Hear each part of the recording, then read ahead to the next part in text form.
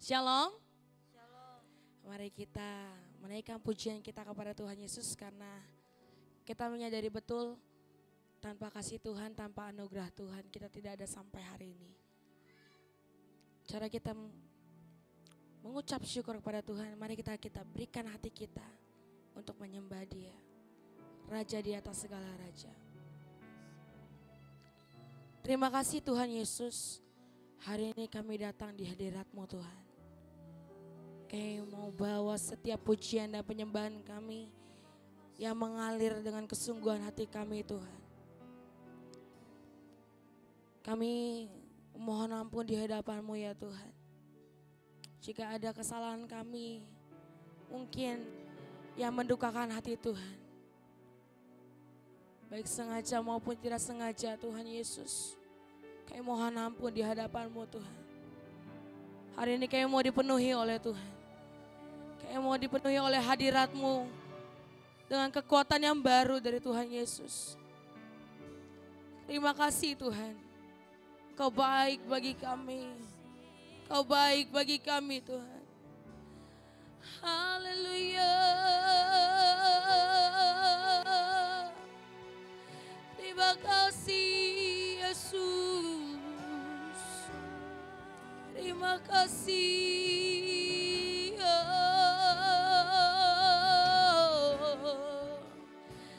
Kami sembahkan,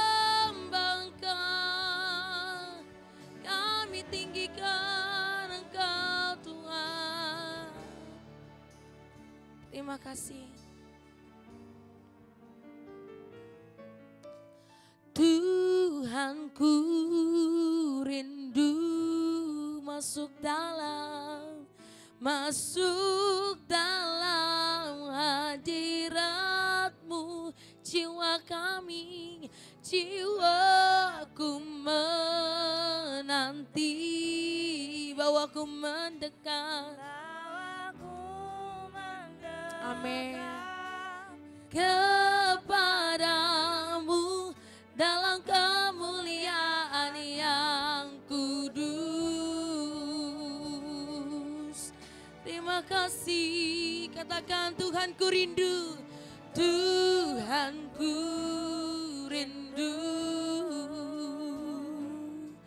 masuk dalam hadirat-Mu. Jiwa kami, kami mendekat padamu Tuhan.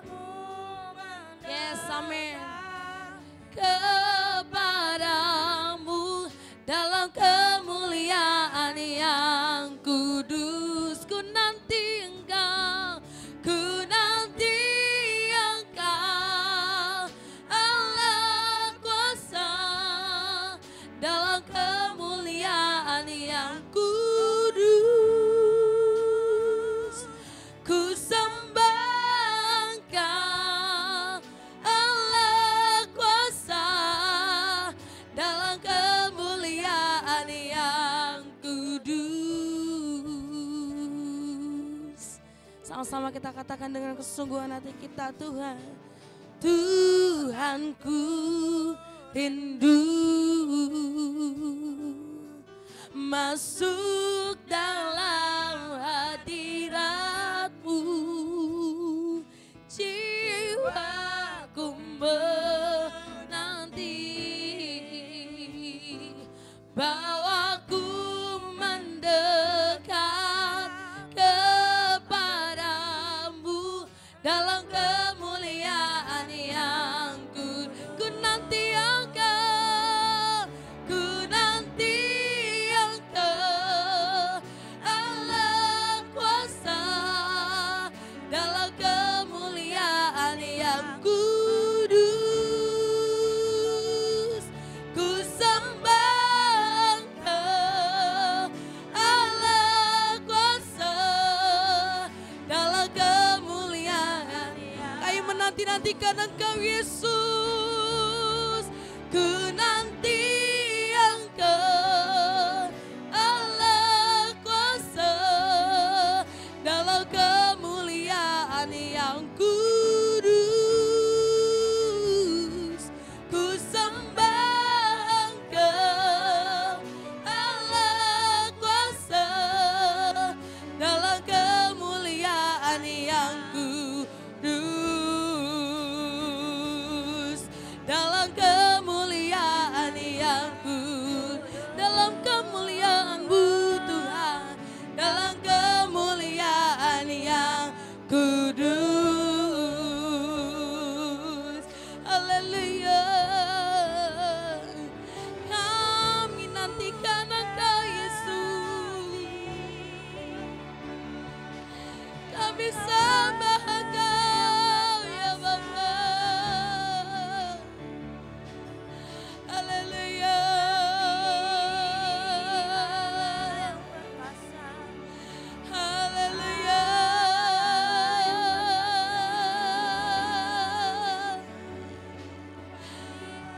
kami nantikan Engkau Tuhan.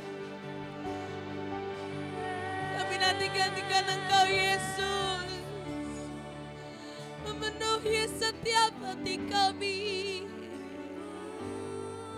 Memuaskan jiwa kami yang haus akan Engkau.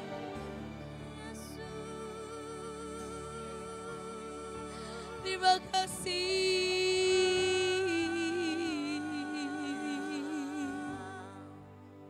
Kita masuk tahta suci-Nya, bersama para malaikat menyembah. Hai jiwaku, pujilah Tuhan Allahmu dengan segenap hatimu. Mari puji Yesusku. Kita masuk, kita masuk hadirat-Nya Maha. Sama-sama kita bangkit berdiri, kita katakan, kita masuk tahta suci-Nya, bersama para malaikat menyembah. Mari puji, mari puji Yesus kita. Kita masuk hadirat-Nya, kita masuk hadirat-Nya Maha Kudus. Saya undang kita semua jemaat, kita nyanyikan. Kita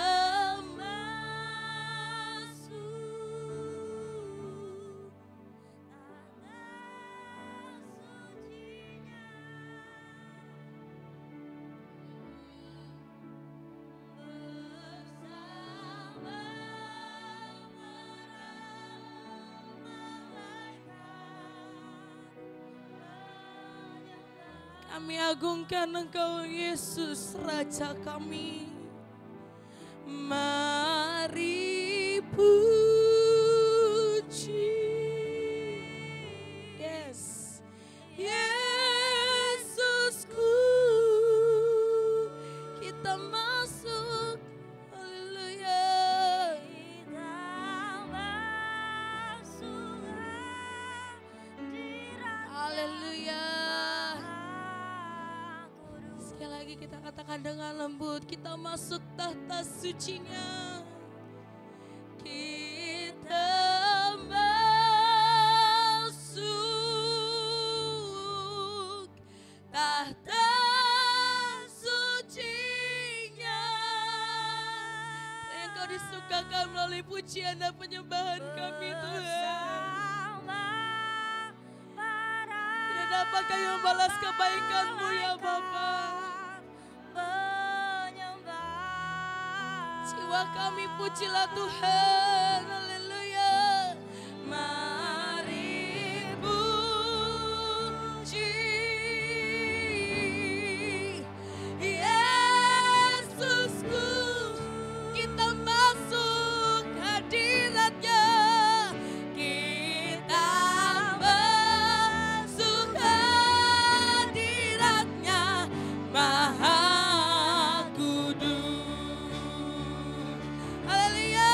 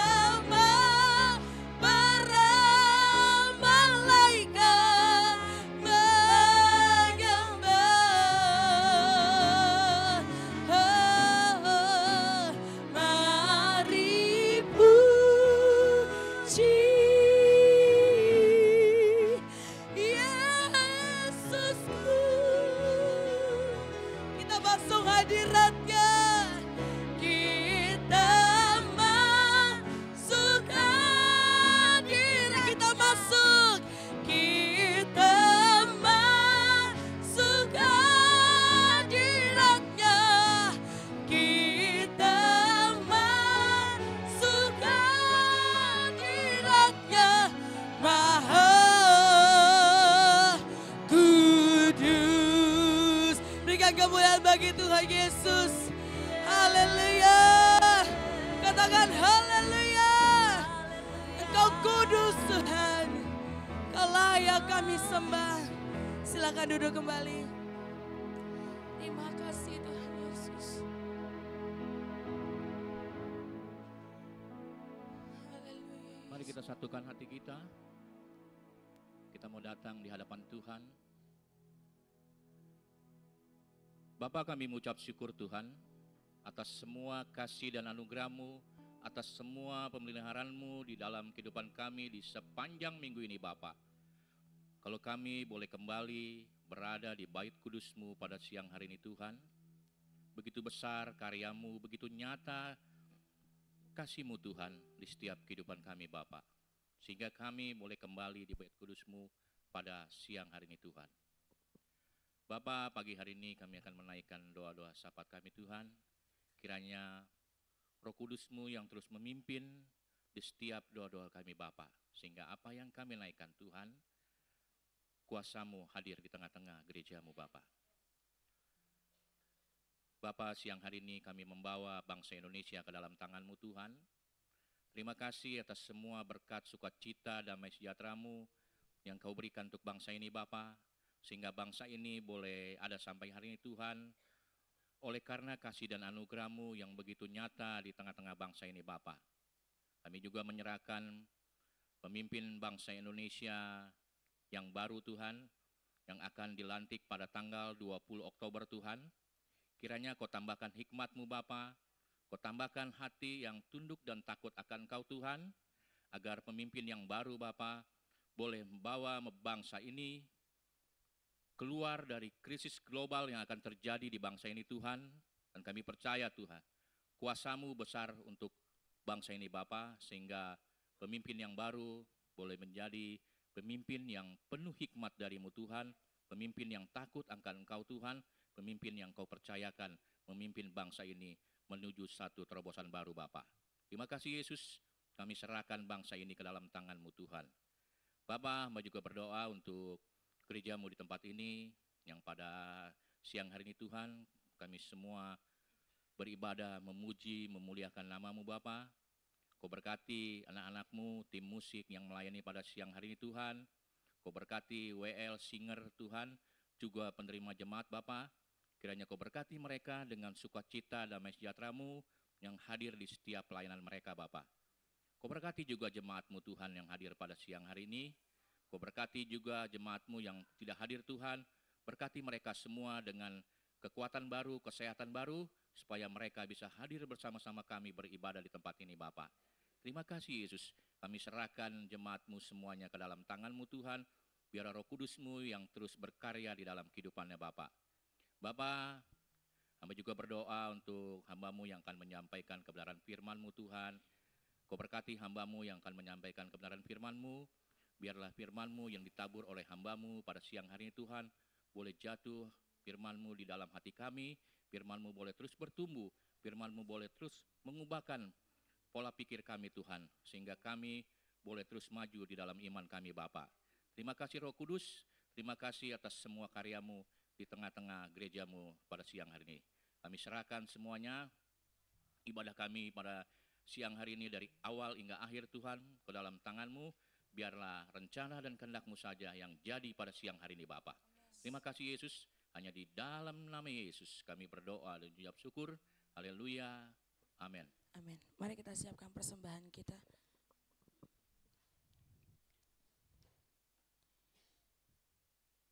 Mari kita berdoa. Bapa, kami sungguh mengucap syukur untuk setiap berkat yang Tuhan berikan kepada kami. Hari ini kami membawa persembahan kami Tuhan. Tuhan berkati tangan-tangan yang memberi. Dan persembahan ini boleh berguna bagi pekerjaan Tuhan di tempat ini di gereja kami. Dalam nama Tuhan Yesus kami berdoa dan mengucap syukur. Haleluya. Amin. Yes. Ajar kami berdiam ya Tuhan. Dalam kasih-Mu.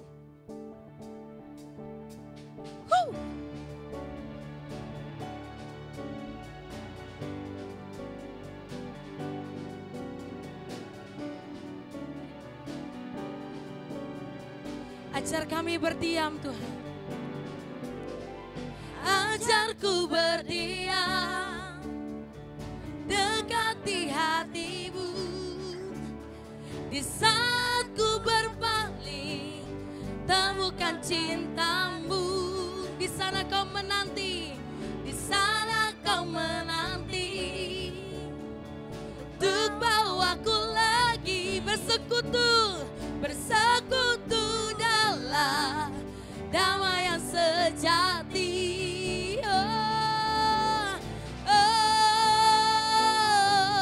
Ku damba hadirmu.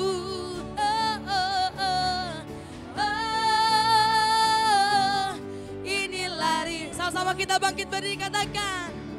Hidupku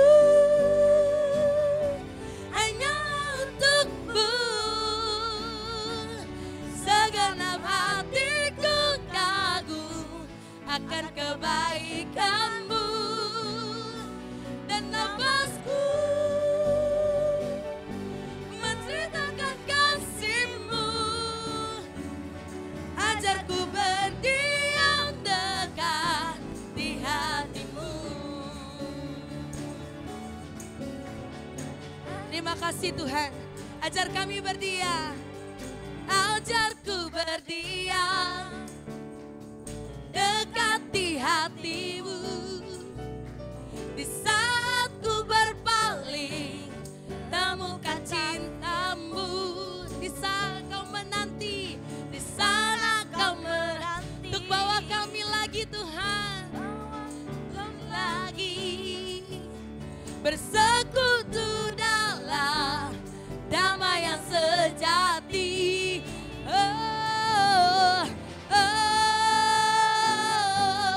Ku damba hadirmu.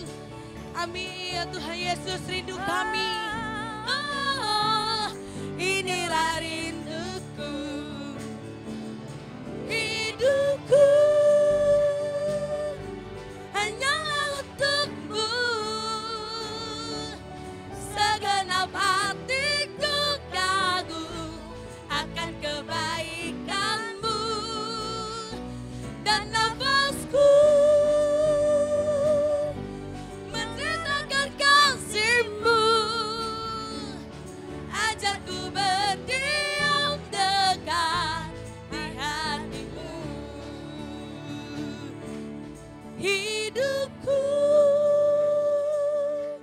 hanyalah untukmu.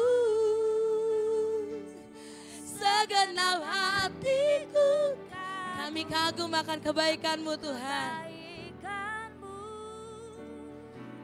Dan nafasku menceritakan kasihmu. Ajarku berdiam dekat di hatimu. Hidupku, hidupku hanyalah untukmu. Segenap hatiku kagum akan kebaikanmu. Dan nafasku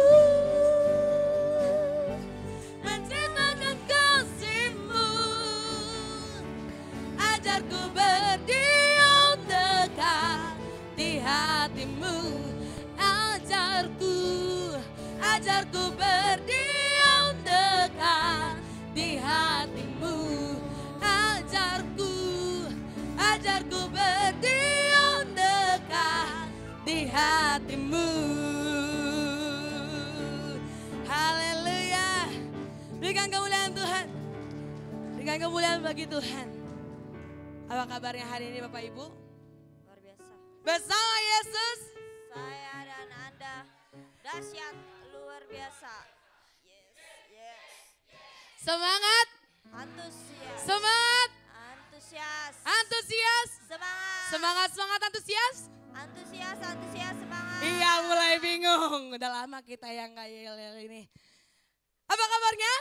Bersama Yesus, saya dan Anda Dahsyat.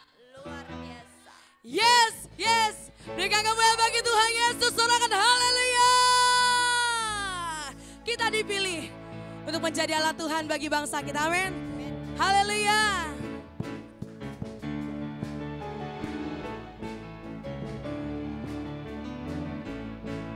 Katakan, kita dipilih dari segala bangsa, kita dipilih jadi umatnya, kita dipilih dan dikuduskannya, membawa kemuliaan hanya bagi Dia, hanya bagi Dia. Terimalah, terimalah kemuliaan dan hormat kami, terimalah sembah kami, pujian kami, terimalah kemuliaan dan hormat kami, terimalah sembah dan pujian kami. Saya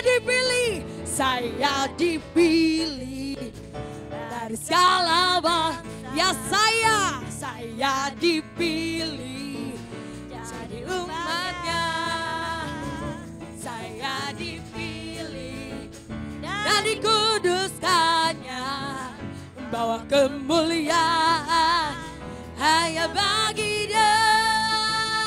Terimalah kemuliaan dan hormat kami, terimalah sembah kami, pujian kami, terimalah kemuliaan dan hormat kami, terimalah sembah dan pujian kami, terimalah kemuliaan dan hormat kami, terimalah sembah kami, pujian kami, terimalah kemuliaan dan hormat kami Tuhan. Amin. Pujian kami, terimalah sembah dan pujian kami, terimalah sembah dan pujian kami. Haleluya. Ayo semangat untuk muji Tuhan. Amin. Jangan berhenti bertepuk tangan. Katakan Yesus, Yesus jalan kebenaran dan kehidupan. Itulah Yesus. Katakan aku percaya, amin. Di dalam namanya ada keselamatan kekal. Yesus jalan kebenaran dan kehidupan. Itulah Yesus. Katakan siapa yang percaya katakan amin. Di dalam namanya ada keselamatan kekal. Kita mulai dari sebelah kiri ya. Glory hallelujah, glory hallelujah, glory hallelujah, glory hallelujah. Di dalam namanya ada keselamatan kekal. Semangat saja katakan glory.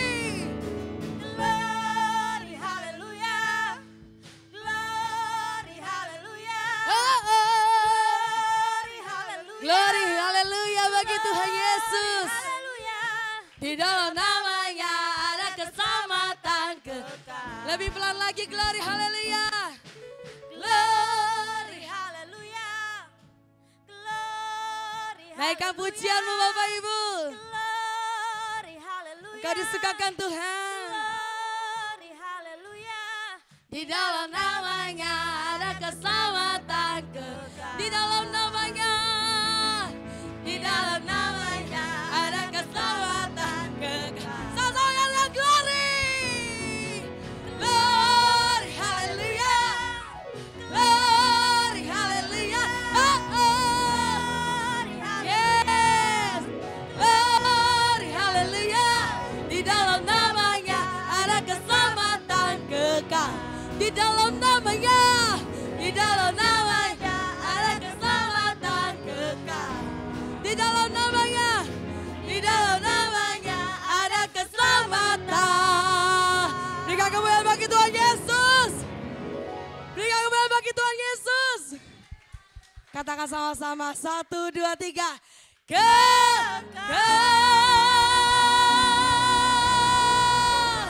Haleluya. Sebelum duduk Bapak Ibu, katakan kiri kanan depan belakangnya. Di dalam nama Tuhan Yesus ada keselamatan kekal. Keselamatan kekal.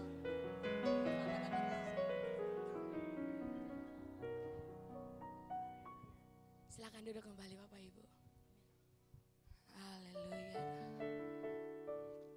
Kami bersyukur Tuhan.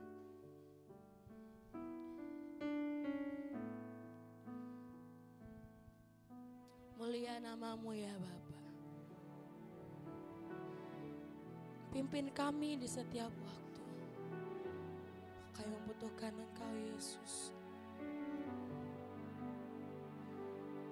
Haleluya. Ajar kami Tuhan menghitung hari-hari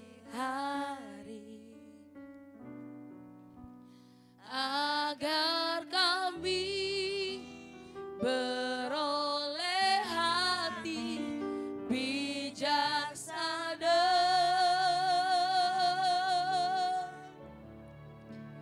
Ajar kami Bapa hidup dalam jalan-Mu, hidup dalam jalan-Mu, agar semua rencana-Mu digenapi Tuhan. Agar semua rencana-Mu Digenapi.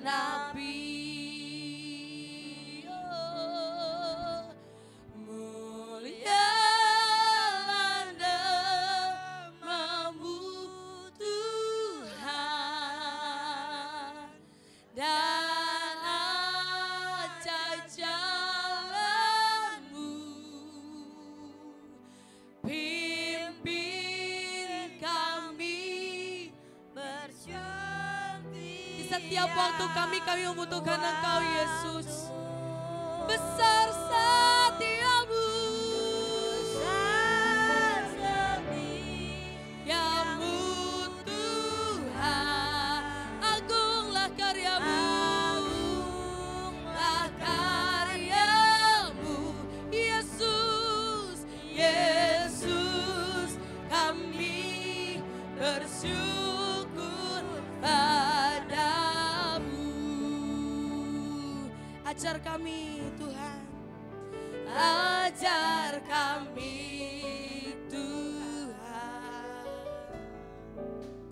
menghitung hari-hari.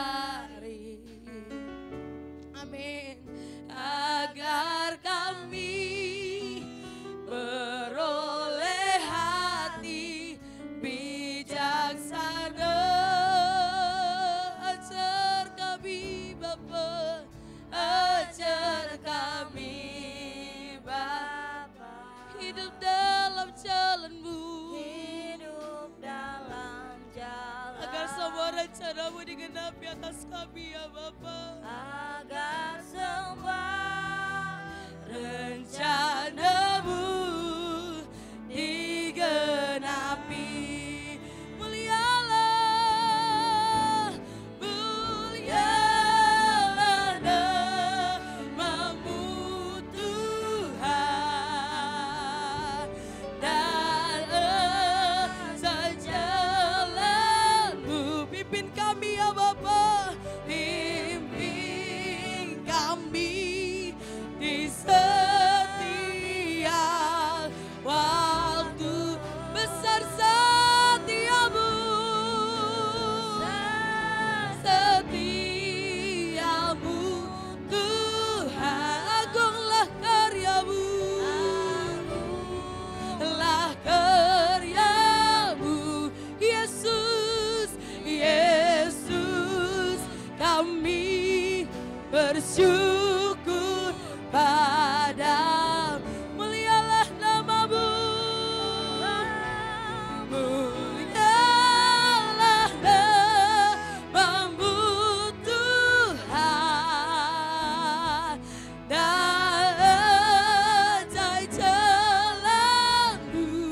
Bimbing kami Tuhan.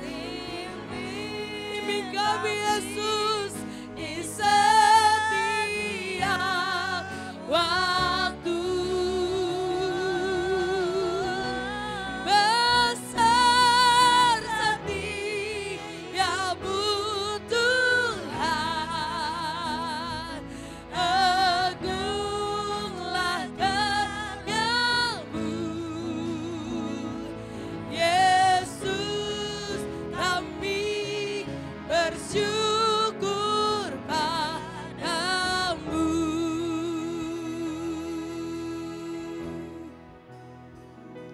Sebab Engkau kan mengembang ke kanan ke kiri. Haleluya. Nabu kan memperoleh bangsa-bangsa dan mendiami kota-kota suci. Siapkanlah diri. Sama-sama kita bangkit berdiri, katakan. Sebab Engkau kan mengembang ke kanan ke kiri. Keturunanmu kan memperoleh bangsa-bangsa dan mendiami kota-kota sunyi. Siapkanlah dirimu. Sebab aku kan mengembang ke kanan ke kiri. Keturunanku kan memperoleh bangsa-bangsa dan mendiami kota-kota sunyi. Siapkanlah diriku. Sebab aku kan mengembang ke kanan ke kiri. Keturunanku kan memperoleh bangsa-bangsa dan mendiami kota-kota sunyi. Siapkanlah diriku. Siapkanlah diriku. Siapkanlah diriku.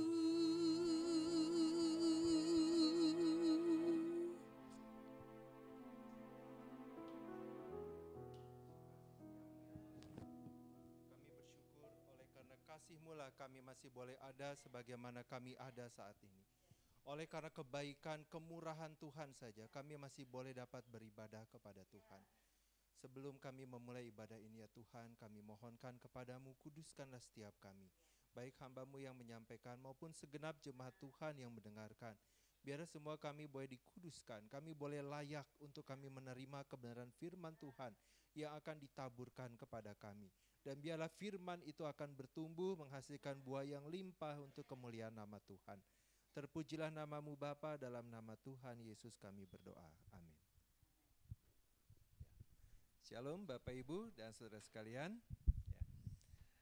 Nah, kita kembali bertemu di dalam ibadah yang luar biasa di mana kita masih diberikan kemurahan ya oleh Tuhan.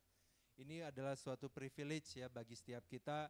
Jangan ada di antara kita yang berpikir bahwa ibadah itu adalah sesuatu yang rutin. Tapi ibadah itu adalah suatu anugerah yang diberikan oleh Tuhan kepada kita. Kita bayangkan begini Bapak Ibu Saudara sekalian ya.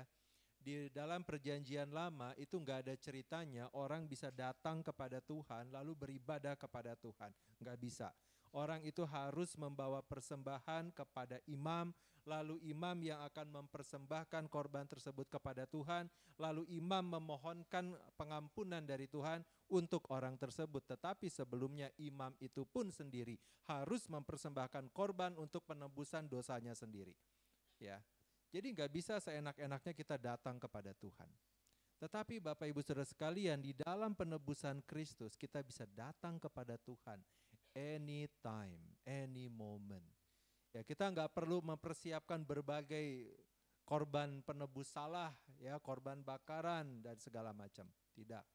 Kita bisa datang kepada Tuhan di dalam nama Tuhan Yesus Kristus. Itu adalah suatu privilege, itu adalah suatu kehormatan, suatu anugerah bagi kita. Oleh karena itu setiap kali kita berdoa, setiap kali kita beribadah, jangan sekali-kali kita pikir ini sesuatu yang rutin saja. Ya, jangan sampai kita kehilangan momen tersebut, kita kurang menyadari betapa Tuhan sudah beranugerah kepada kita, ya, lalu kita kehilangan berkat Tuhan. Ya. Nah, shalom Bapak Ibu dan Saudara sekalian, ya kita bersyukur kepada Tuhan ya untuk kasih dan kemurahan-Nya ya masih diberikan kepada kita sehingga kita bisa berkumpul ya, dan dengan terang Roh Kudus yang telah dicurahkan kepada setiap kita dapat turut bertumbuh di dalam kebenaran Allah. Nah, ini ada sedikit sesuatu ya, saya memberikan apresiasi ya, terima kasih buat tim daring yang sudah pontang-panting ya mengatasi masalah teknis ya, tetapi belum teratasi, tidak apa-apa ya Bapak Ibu ya. Firman Tuhan tidak akan dibatasi oleh masalah teknis ya.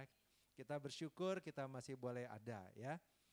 Nah, tema khotbah pada hari ini adalah bersaksi di marketplace ya. Boleh tolong ditayangkan slide-nya yang pertama ya. Nah, khotbah dengan tema serupa ya pernah dibawakan oleh Bu Shirley ya tahun lalu ya, bersaksi di marketplace ya. Namun sesuatu yang baik tidak ada salahnya untuk kita ulangi ya, dan firman Tuhan adalah sesuatu yang amat baik dan oleh karenanya kita akan kembali mempelajari dan bertumbuh di dalamnya.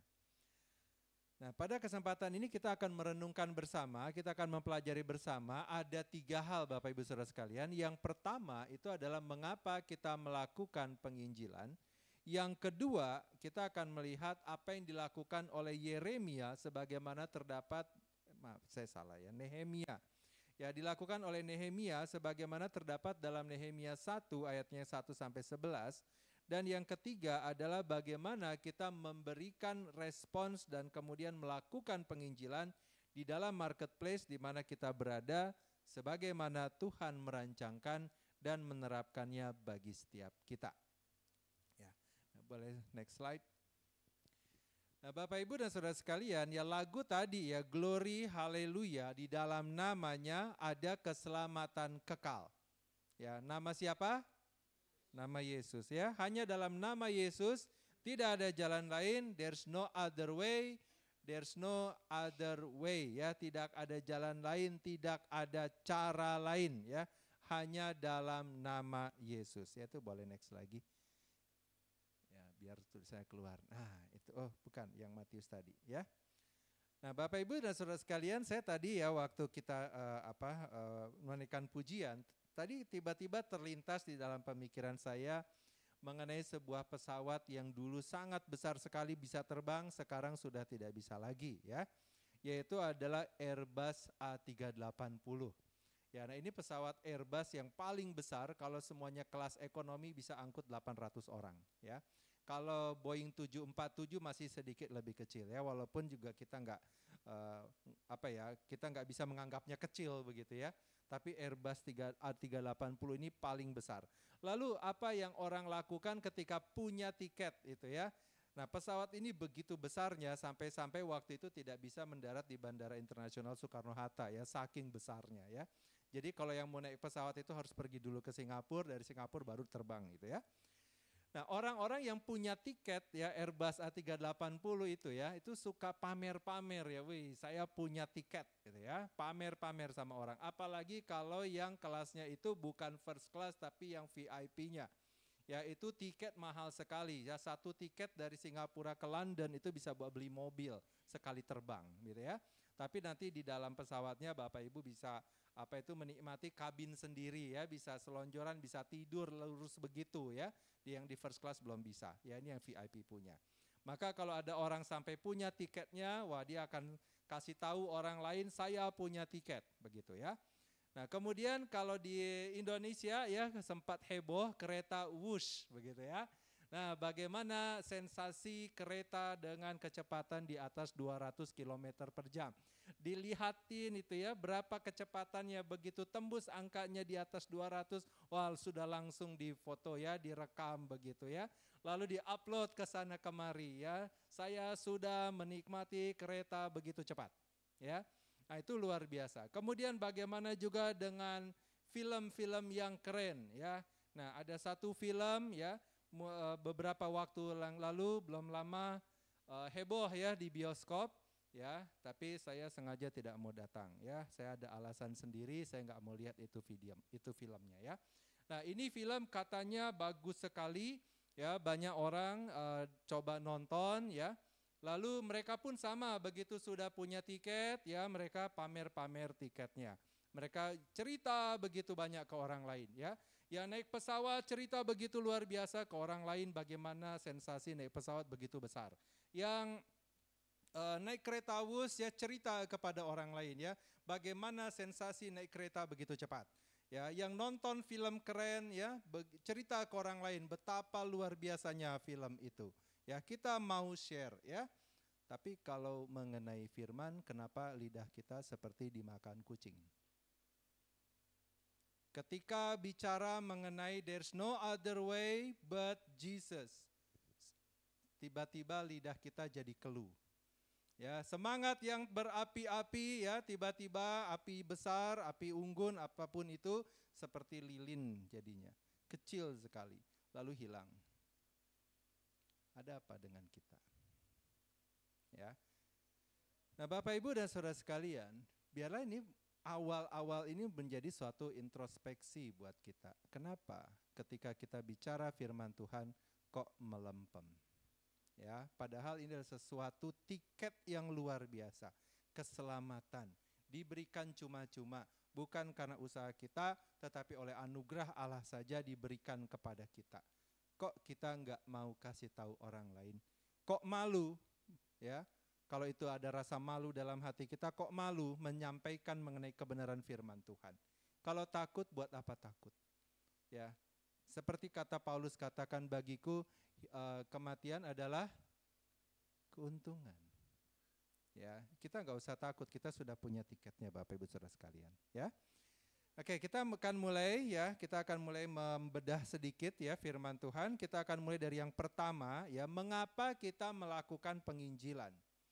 Ya, mungkin kita kadang-kadang berpikir kenapa sih ya didorong-dorong begitu ya, hamba-hamba Tuhan sampaikan ayo penginjilan, apalagi ini sedang bulan penginjilan. Kenapa sih kok kayaknya saya didorong-dorong? Kita akan lihat satu-satu ya. Oke, kita akan lihat dari Matius 5 ayatnya yang ke-13 sampai 16. Saya akan membacakan kepada kita semua. Ya, Matius 5 ayat 13 sampai 16 dari terjemahan baru mengatakan demikian. Kamu adalah garam dunia. Jika garam itu menjadi tawar, dengan apakah ia diasinkan? Tidak ada lagi gunanya selain dibuang dan diinjak orang. Kamu adalah terang dunia. Kota yang terletak di atas gunung tidak mungkin tersembunyi. Lagi pula orang tidak menyalakan pelita lalu meletakkannya di bawah gantang, melainkan di atas kaki dian sehingga menerangi semua orang di dalam rumah itu. Demikianlah hendaknya terangmu bercahaya di depan orang. Supaya apa? Bukan supaya nama kita besar, bukan supaya kita dianggap orang hebat, ya, tetapi supaya apa? Supaya mereka melihat perbuatanmu yang baik dan memuliakan Bapamu yang di surga. Ya, next. Nah, Bapak Ibu dan Saudara sekalian, ya marketplace ya, next lagi. Nah, itu ya. Marketplace ya dapat didefinisikan sebagai tempat ya di mana orang-orang itu berinteraksi di dalam aktivitas ekonomi sehari-hari, baik secara fisik maupun secara digital ya, daring ya. Ini bisa berupa kantor ya, toko, pasar, pabrik atau bahkan platform daring ya, tempat barang dan jasa diperjualbelikan. Ya, maka itu saya kasih gambarnya banyak ya, bisa ada sekolah juga ya, restoran juga ya, itu adalah marketplace ya. Namun secara lebih luas marketplace juga mencakup seluruh konteks kehidupan profesional dan bisnis di mana orang-orang bekerja dan bersosialisasi. Jadi jangan kalau kita pikir marketplace oh pasar, enggak seperti itu. ya, tetapi adalah segala aktivitas yang bukan di rumah kita, gitu ya. Nah, kemudian next slide. Namun mungkin sekali kita lupa ya untuk menyadari bahwa marketplace bukan hanya tempat cari nafkah, ya, tetapi merupakan suatu ladang misi di mana kita sebagai orang percaya bisa membawa terang Kristus. Di dalam marketplace kita dihadapkan pada suatu peluang ya untuk bersaksi melalui apa? Melalui etika kerja kita.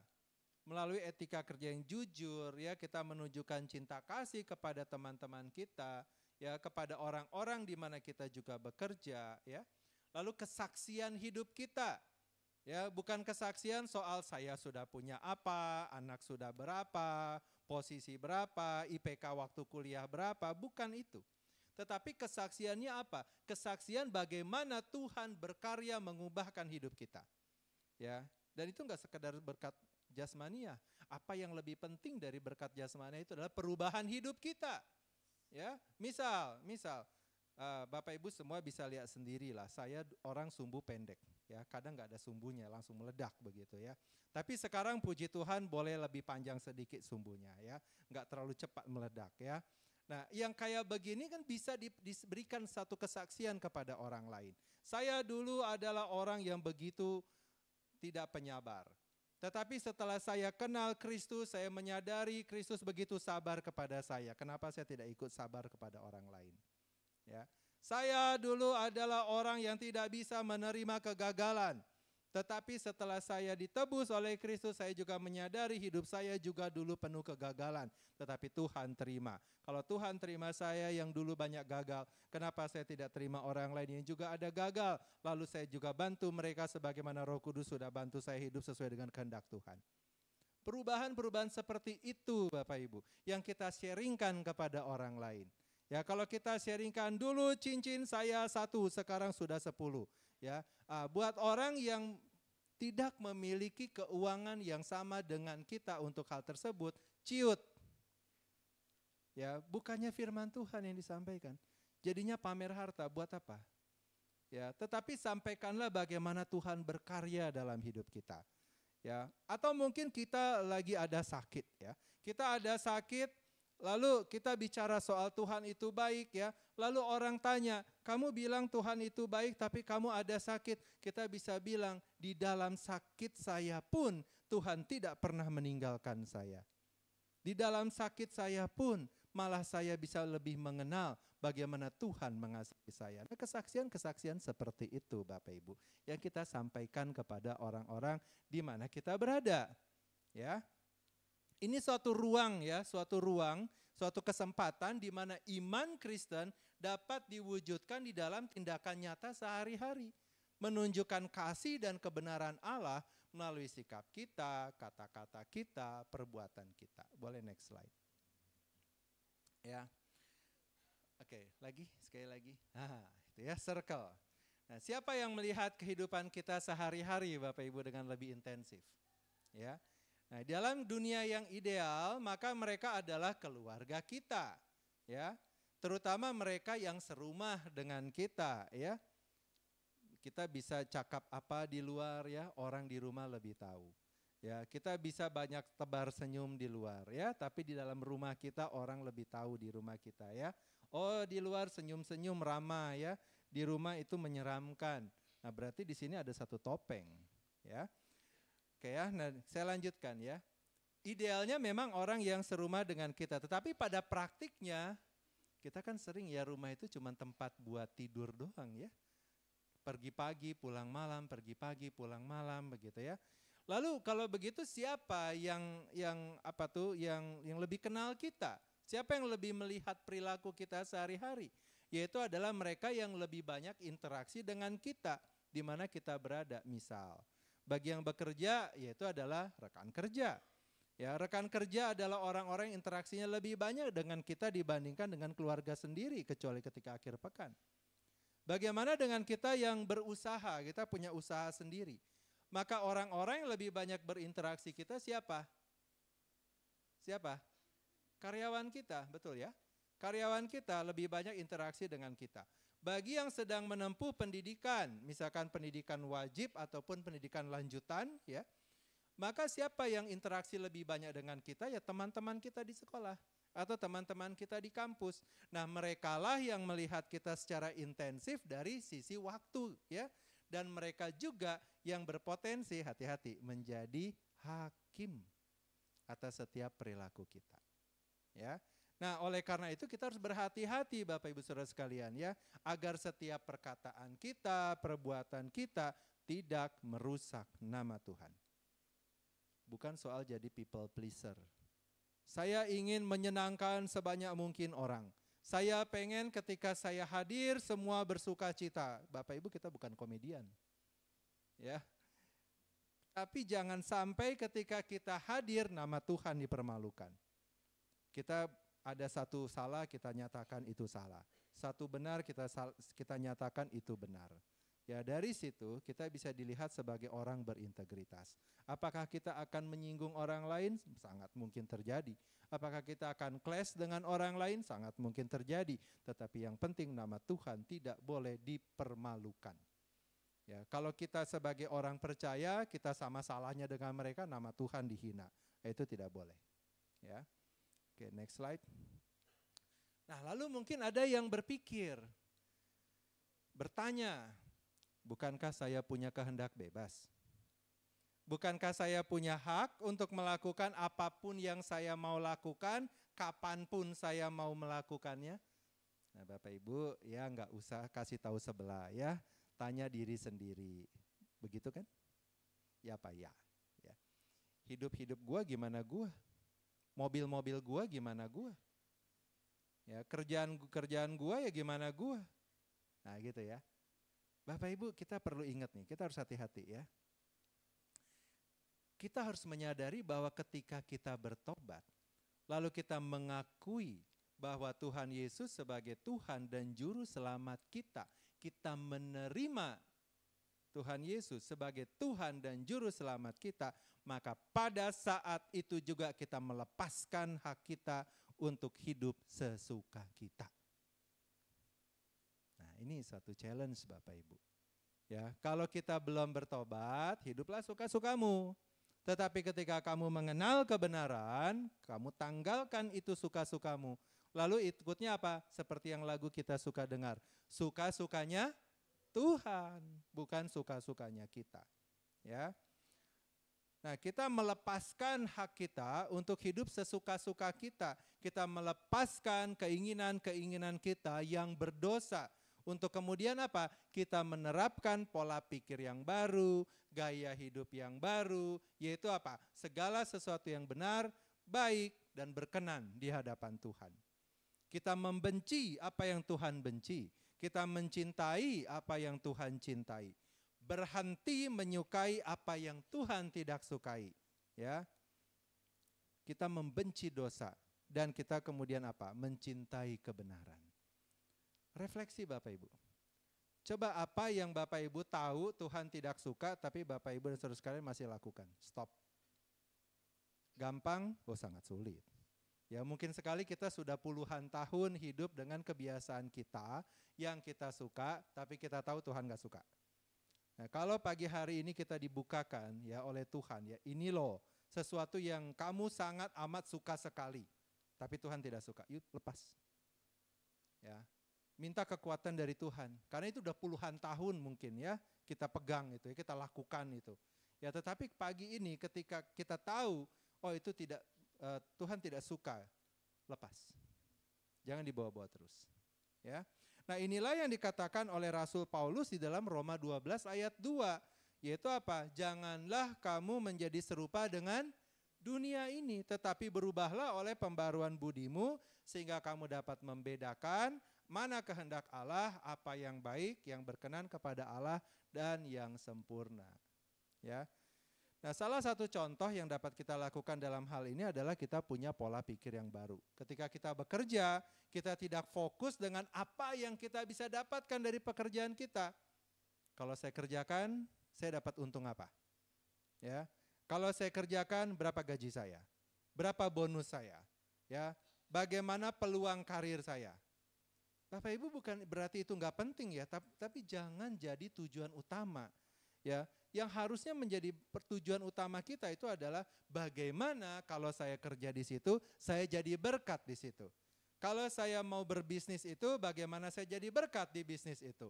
Kalau saya mau sekolah di sana, ya bagaimana saya jadi berkat di sekolah itu. It's not me, bukan kita lagi, bukan saya lagi. Tapi bagaimana kita jadi berkat dimanapun kita berada. Itulah yang namanya penginjilan, itu namanya bermisi. Ya, kita bermisi melalui bagaimana kita berperilaku. Kita jadi berkat di situ. Ya, apakah kita bekerja dengan rajin, dengan maksimal? Harus. Tapi fokusnya bukan untuk diri sendiri, tapi fokusnya adalah bagaimana kita bisa memuliakan Tuhan melalui apa yang kita kerjakan. Ya, sebagaimana firman Tuhan juga mengatakan, apapun yang kamu lakukan, lakukanlah itu seperti untuk Tuhan. Begitu ya. Gampang, susah. Aja atau banget? Susah aja apa susah banget? Banget. Ya, makanya jangan andalkan kekuatan sendiri ya Bapak Ibu ya. Pasti nggak akan sanggup. Ya, kita minta kekuatan dari Tuhan ya. Oke, next slide. Nah, Bapak Ibu dan Saudara sekalian, ya, alasan utama mengapa kita perlu menginjili ya itu karena Tuhan yang bilang. Ya, Tuhan Yesus yang memerintahkannya. Di dalam Matius 28 ayatnya yang ke-18 sampai dengan 20 ya dikatakan demikian. Tuhan Yesus mendekati mereka dan berkata, "Kepadaku telah diberikan segala kuasa di surga dan di bumi. Karena itu pergilah, jadikanlah semua bangsa muridku dan baptislah mereka dalam nama Bapa dan Anak dan Roh Kudus. Dan ajarlah mereka melakukan segala sesuatu yang telah kuperintahkan kepadamu. Dan ketahuilah aku menyertai kamu senantiasa sampai kepada akhir zaman." Nah, ini bukan hanya panggilan untuk penginjil ya, bukan untuk penginjil profesional atau pendeta ya, bukan cuma buat setiap pengerja di gereja, ketua komsel ya, tetapi untuk siapa? Setiap kita yang telah ditebus oleh darah Kristus. Nah, penginjilan di marketplace tidak selalu mudah. Ya, ada berbagai tantangan yang harus dihadapi. Mulai dari perbedaan budaya, etika bisnis, sehingga tekanan sosial yang kadang-kadang mengaburkan ya batas antara iman dan pekerjaan ya. Atau membuat kita memilih apakah kita akan tetap mempertahankan kebenaran Allah, iman kita, atau kita akan berkompromi dengan dunia ini. Misal, tidak sempat ibadah, banyak pekerjaan. Tidak sempat ibadah ya karena masih mengantuk setelah party semalaman. Tidak sempat ibadah karena tiba-tiba ada teman ajak reunian dan sebagainya. Nah, ini adalah alasan-alasan yang dapat diterima oleh dunia ini. Tapi tanyakan kepada diri kita masing-masing. Apakah hal tersebut adalah hal yang tepat untuk dilakukan? Apakah Allah dimuliakan melalui apa yang kita lakukan atau tidak? Fokusnya adalah kepada Tuhan. Bukan kepada diri kita sendiri, bukan kepada value kita, fokusnya kepada Tuhan. Rambu-rambunya di mana? Baca Alkitab. Ya, sekali lagi kita menyukai apa yang Tuhan sukai, kita mencintai apa yang Tuhan cintai, kita membenci apa yang Tuhan benci. Ya, jadi hidup kita enggak seperti layangan putus Bapak Ibu. Yuk, next slide. Nah, alasan yang kedua ya kenapa kita perlu menginjili itu adalah karena setiap orang ya semua orang telah berbuat dosa dan kehilangan kemuliaan Allah. Roma 3 ayat 23. Setiap manusia ini diciptakan menurut gambar Allah, imago Dei. Ya, Bapak Ibu bisa baca di dalam Kejadian 1 ayat 26 sampai 28. Ya, next slide. Tetapi ketika dosa masuk ke dalam dunia ini, manusia tidak dapat lagi mengenal Allah jika Tuhan sendiri tidak mencurahkan anugerahnya kepada manusia. Manusia tidak tahu lagi bahwa tujuan utama hidupnya adalah untuk mengenal Allah, memuliakan Dia dan menikmati Dia selamanya. Di dalam keberdosaannya maka manusia akan fokus kemana? Dirinya sendiri. Apa yang membuatnya senang, bahagia, walaupun hal tersebut hanya sementara waktu atau merugikan orang lain. Melalui kejatuhan di dalam dosa, manusia kehilangan kemampuannya untuk mengenal Allah dengan benar dan tidak dapat lagi melihat citra Allah di dalam sesamanya. Makanya kalau ngelihat satu orang begitu ya, waduh rasanya begitu benci. Ya, saya beberapa waktu lalu scrolling Instagram, tapi bukan dead scroll ya Bapak Ibu ya. Kalau dead scroll itu scrolling sampai akhirnya ketiduran, itu namanya dead scroll ya, enggak. Saya scrolling Instagram lalu saya menemukan suatu percakapan yang luar biasa menurut saya lucu gitu ya. Nah ini tapi menggambarkan bagaimana manusia itu jatuh di dalam dosa dan kehilangan kemuliaan Allah. Jadi ceritanya ya seorang dokter ya berdinas di IGD. Lalu tiba-tiba masuklah seorang pasien ya. Masuk seorang pasien bapak-bapak begitu ya. Dan dia ada luka terbuka di tangannya ya. Lukanya panjang. Mulai dari kalau saya nggak salah ingat. Mulai dari dekat pergelangan tangan sampai siku ya panjang. Lalu si bapak ini ditanya sama dokter, ini kenapa Pak? Diam dia ya, mukanya udah keras sekali ya, tapi dia diam. Mungkin mukanya keras karena nahan sakit ya. Itu luka sobek begitu pasti sakit. Lalu dokter bilang, Pak ini harus dijahit. Ya, cuma bilang itu aja iya ya. Oke, kemudian ditangani oleh dokter tersebut. Ketika si dokter sedang menangani si bapak ini ada muncul lagi satu ya, ada muncul satu wanita ya. Nah, tetapi si pria ini begitu ngelihat wanita itu mukanya tambah kesal gitu ya. Lalu si pria ini mengatakan si kunyuk datang. Ya, saya penasaran kunyuk itu apa? Begitu saya googling, oh kunyuk itu adalah kera yang kecil Bapak Ibu ya. Jadi si orang pria ini melihat wanita yang baru datang itu kera ya, bukan gambar Allah dalam wujud manusia ya, tapi dilihatnya kera kecil, si kunyuk datang gitu ya. Nah kemudian setelah ditangani ya, kemudian si dokter ini bertanya kepada wanita itu apakah ibu istrinya. Lalu wanita ini mengatakan iya dokter. Apa yang terjadi? Oh si monyet itu marah. Ya, si monyet itu lagi marah lalu dia pukul kaca, dikira kacanya kuat, ternyata kacanya tidak kuat. Jadi kacanya pecah dan dia tersobek tangannya. Lalu dokter ini berkata, oh pantas, dua spesies berbeda. Satu kunyuk, satu monyet. Ya. Nah ini memang dokter itu sharing mengenai apa yang dia alami di IGD, tetapi saya menangkapnya ini adalah bagaimana manusia itu ketika jatuh dalam dosa tidak dapat lagi melihat sesamanya sebagai gambar dan rupa Allah, tetapi melihat sesamanya sebagai apa? Sebagai sesuatu yang menyebalkan, sebagai sesuatu yang membuat jengkel. Nah, di marketplace banyak Bapak Ibu yang kayak begini. Banyak. Dan disinilah kita ada untuk menjadi berkat bagi orang lain. Ya, jadi kalau ada orang ngelihat, waduh kunyuk, nggak baik ngomong kayak begitu, dia tuh orang. Ya tapi kelakuannya seperti kunyuk begitu ya. Ya tapi kan tetap orang, tadi kamu bilang kunyuk ya, bukan kelakuannya seperti itu, dua hal yang berbeda. Simple. Ya. Atau mungkin kita dalam kehidupan kita, tiba-tiba kita mengalami situasi yang nggak enak. Ya, mungkin kalau buat bapak-bapak gitu gebrak meja gitu, tapi di mulut diam. Jangan mengutuk. Gerak, ya udah gebrak meja terus diam. Itu orang. Nah kita ngomong gitu, itu orang. Lalu sebelah kita bilang, kenapa nggak lu bilang dia kunyuk? Itu kan orang. Terus udah, lu gitu aja ya udah. Namanya juga orang bisa bikin salah. Dari situ aja, walaupun sama-sama nggak enak gitu ya, kita bisa tetap jadi berkat loh buat orang lain. Mulut kita nggak mengutuk, ya. Nah, Bapak Ibu dan Saudara sekalian, ya, di dalam penginjilan, di dalam marketplace, ini adalah suatu upaya untuk kita bisa memulihkan, ya, imago Dei, gambar dan rupa Allah yang hilang, kemudian memulihkan hubungan manusia dengan Allah. Kalau kita sudah memiliki suatu relasi yang benar dengan Tuhan, maka ketika kita melihat manusia sesama kita, kita akan melihat itu juga gambar dan rupa Allah, cuman rusak. Begitu. Rusaknya gara-gara apa? Gara-gara dosa. Dia udah ngerti enggak dia dalam dosa? Oh, dia enggak ngerti dia dalam dosa. Kita kasih tahu. Ya, kita kasih tahu. Jangan dibiarkan.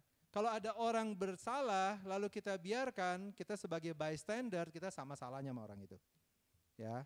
Nah, ini salah satu penginjilan di marketplace. Maka kita melihat bahwa marketplace ini merupakan suatu ladang misi yang subur. Ya gimana, tapi ini ada dualisme ya, dua sisi. Kalau kita bilang marketplace adalah ladang misi yang subur, ya berarti kan banyak orang yang berdosa begitu kan. Ya itu menyedihkan. Tapi di sisi yang lain adalah suatu kesempatan yang baik juga.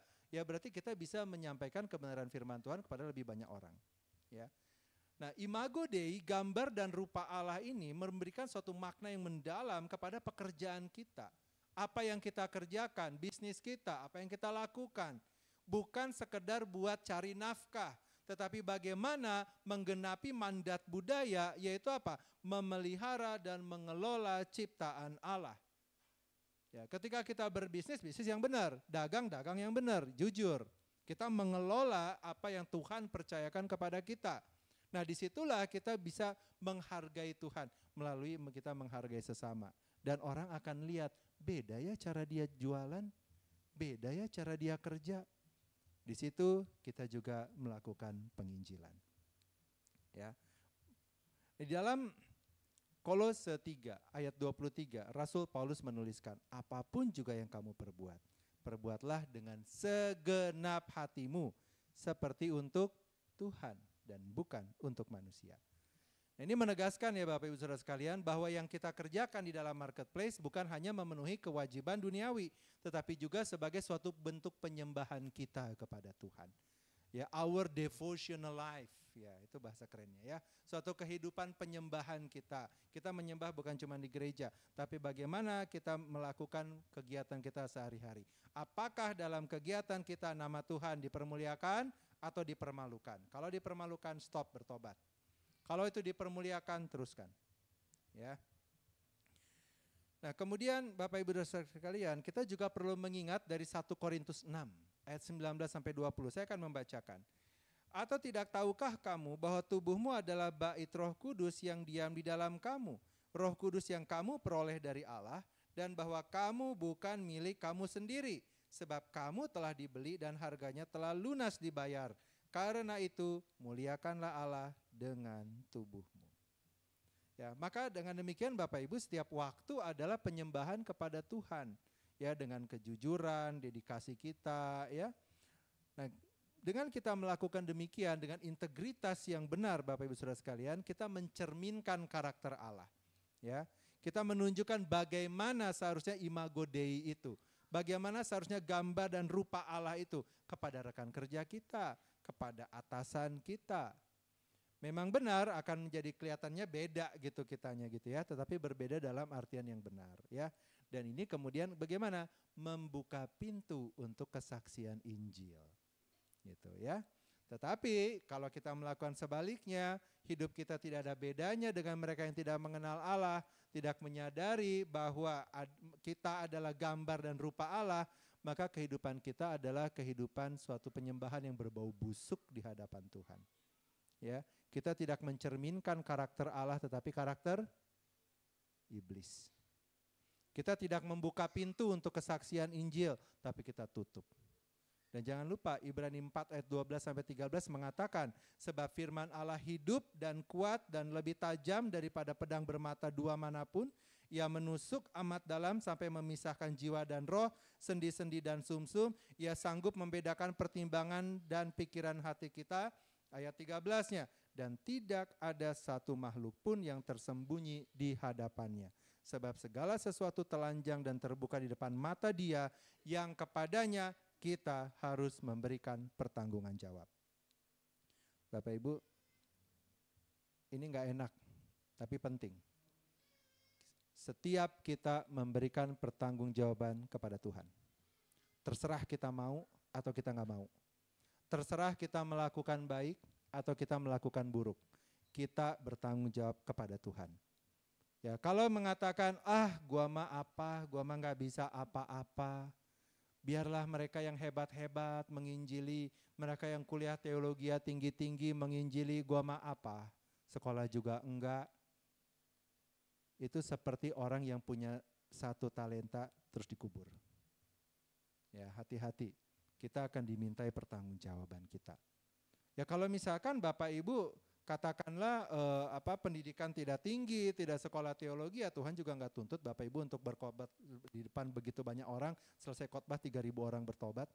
Enggak diminta kok. Tapi sampaikan ke sebelahmu, di tempat kerjamu mengenai firman Tuhan. Gampang? Susah. Makanya sekali lagi, jangan andalkan kekuatan sendiri. Next slide. Nah, alasan yang ketiga kenapa kita perlu melakukan penginjilan, ya, itu adalah sebagai perwujudan hidup yang berbuah, ya. Kita berbuah, kemudian kita masuk kepada marketplace, nah kita berikan buahnya di situ, ya. Penginjilan tidak hanya berbicara mengenai pengabaran verbal, ya, ngomong mengenai Injil, tapi juga tentang kehidupan yang berbuah.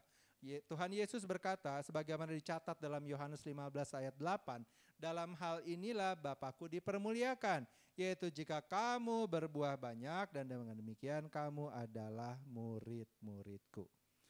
Nah, ini adalah merupakan karakter Kristus, ya. Buah ini merupakan karakter Kristus yang tampak dalam kehidupan kita sehari-hari. Kehadiran kita tempat kerja harus merupakan kesaksian yang hidup tentang Injil, ya. Sikap kita, tindakan kita, respon kita terhadap segala sesuatu, apakah tentang hal-hal baik atau situasi tertentu yang terjadi di sekitar kita, ingat, berdampak pada orang lain. Ya. Kita marah, cara marah kita juga berdampak pada orang lain. Ya, hati-hati. Nah, sebagai orang percaya, sebagai orang Kristen, kita selalu dimonitor.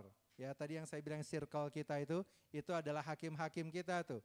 Kita dinilai oleh mereka untuk menjadi cermin bagi diri mereka sendiri. Nah ini, ya. Kita kadang-kadang mikirnya nggak ke situ. Tapi apa yang kita lakukan itu dijadikan cerminan bagi mereka. Apakah sama atau beda? Kalau kita melakukan hal yang baik, ya kemudian kita menjadi cerminan bagi mereka yang tidak melakukan hal yang baik, mereka ngelihat, ih kok dia beda sama kita ya. Kok dia beda? Oh kenapa? Dia orang Kristen. Apa itu Kristen? Nah, kebuka lagi tuh peluang untuk penginjilan. Tapi kalau kita samanya, lalu kita bicara soal firman, lu samanya juga. Kita menutup. Hati-hati Bapak Ibu. Nah, inilah sebabnya mengapa penginjilan di marketplace bukan suatu tindakan atau kegiatan sekali, ya, atau sementara, ya, melainkan apa? Senantiasa, rutin, ya. Setiap orang percaya perlu untuk menghasilkan, menunjukkan buah roh secara konsisten, terutama dalam momen-momen berat. Dalam saat-saat di mana kita berada atau membuat kita merasa tidak nyaman, ya, nah reaksi kita, respon kita akan sangat berdampak bagi sekeliling kita. Usahakan nama Tuhan dipermuliakan. Next. Nah, setelah kita melihat kenapa harus menginjili, sekarang kita akan melihat apa yang dilakukan oleh Nehemia, ya, sebagaimana terdapat di dalam Nehemia 1 ayat 1 sampai 11. Yuk kita buka bersama. Ya, buka Alkitabnya, ya. Nah, Nehemia 1 ayat 1 sampai 11. Ya, kita baca bergantian, ya. Saya bacakan ayat yang ganjil, Bapak Ibu ayat yang genap, ayat 11 kita baca bersama-sama. Sudah dapat? Nah, ya. Nehemia 1 ayat 1 sampai 11. Riwayat Nehemia bin Hakhalya. Pada bulan Kislew tahun ke-20 ketika aku ada di Puri Susan.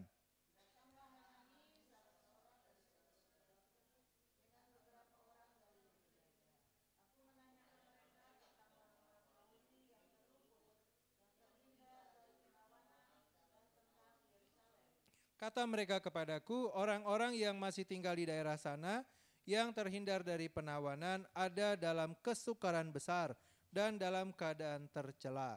Tembok Yerusalem telah terbongkar dan pintu-pintu gerbangnya telah terbakar.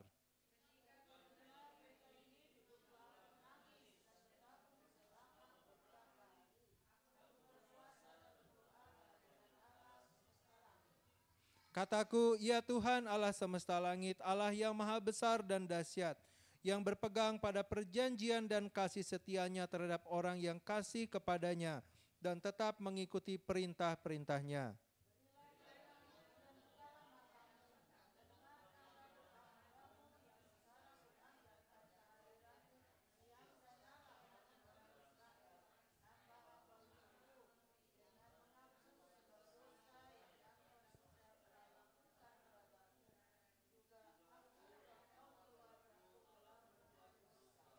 Kami telah sangat bersalah terhadapmu dan tidak mengikuti perintah-perintah, ketetapan-ketetapan, dan peraturan-peraturan yang telah kau perintahkan kepada Musa hamba-Mu itu.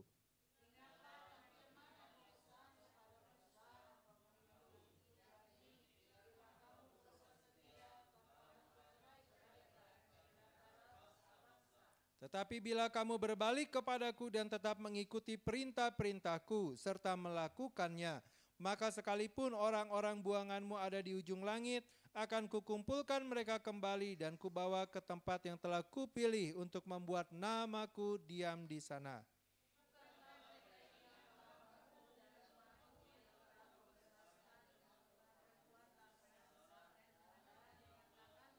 Bersama-sama, ya Tuhan, berilah telinga kepada doa hamba-Mu ini dan kepada doa hamba-hamba-Mu yang rela takut akan nama-Mu, dan biarlah hamba-hamba-Mu berhasil hari ini dan mendapat belas kasihan dari orang ini.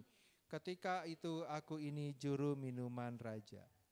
Nah, Bapak Ibu dan Saudara sekalian, Nehemia 1 ayat 1 sampai 11 ini mencatat kisah mengenai tokoh bernama Nehemia yang hidup di pembuangan tetapi memegang erat imannya kepada Tuhan. Ya, sebagai juru minuman Raja Artasasta, ya, posisi Nehemia ini nggak biasa. Ya, dia bekerja di lingkungan yang sangat sekuler, istana kekaisaran Persia, sekarang jadi Iran. Ya, namun ia tetap mempertahankan iman setianya kepada Allah. Nah, kita akan dapat menemukan relevansinya ya dari kehidupan dari Nehemia ini dengan konsep penginjilan di dalam marketplace di zaman modern. Ya, next slide. Nah, yang pertama, Nehemia ini seorang pelayan ya, meneladani Nehemia ya, kita bisa lihat. Nehemia ini seorang pelayan ya di marketplace.